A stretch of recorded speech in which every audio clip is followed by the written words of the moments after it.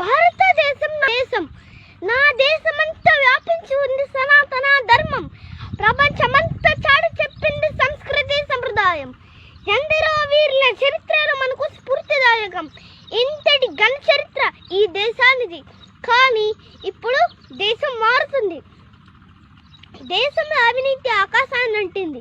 అభివృద్ధి తారేడారులో పడుకుంది.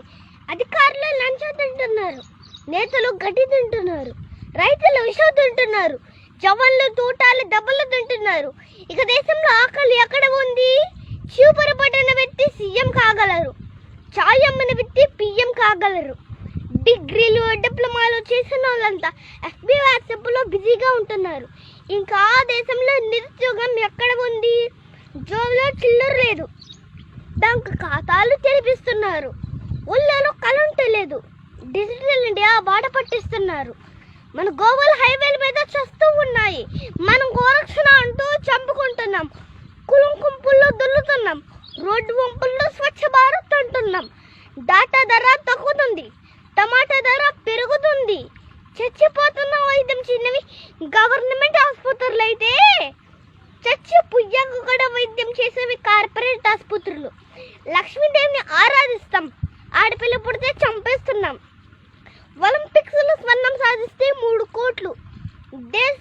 దేశ సరిహద్దుల్లో పోరాడి చనిపోతే ₹1,00,000. జపాన్ వాళ్ళు 7G ట్రయల్స్ వేస్తున్నారు. మన వాళ్ళంతా 11 గ్రూపులకు సాయిబాబాను షేర్ చేసి ఫ్రీ రీఛార్జ్ కోసం ఎదురు చూస్తున్నారు. మద్యం ఎక్కువ, మంచినీళ్ళు తక్కువ. ఇప్పటికైనా అర్థమైందా? నా దేశం మారుతుంది.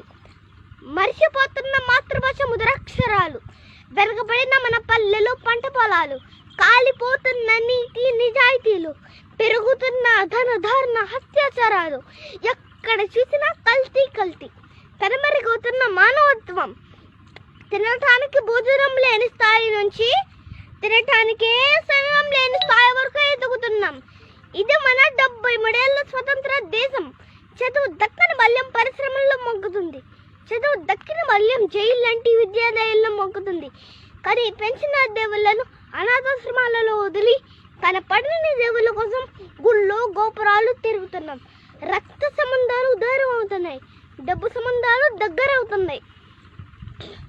విచక్షణ రహితంగా ప్రకృతిని నాశనం చేస్తున్నాం. అందుకే ప్రకృతి నుండి ఎదురవుతున్న పరిణామాలు ఈ విపత్తులు కాదంటారా? దేశం మారాలి.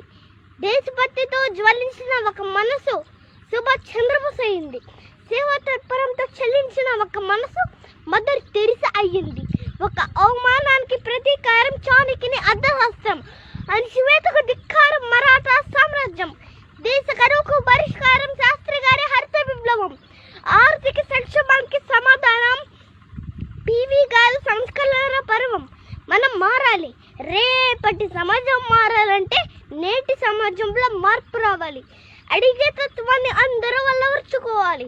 ప్రభుత్వ విధానాలపై అందరికీ అవగాహన ఉండాలి. వస్తున్న వార్తల్లో నిజానిజాలు తెలుసుకోగలగాలి. ఆలోచించి ఓటు వేయాలి.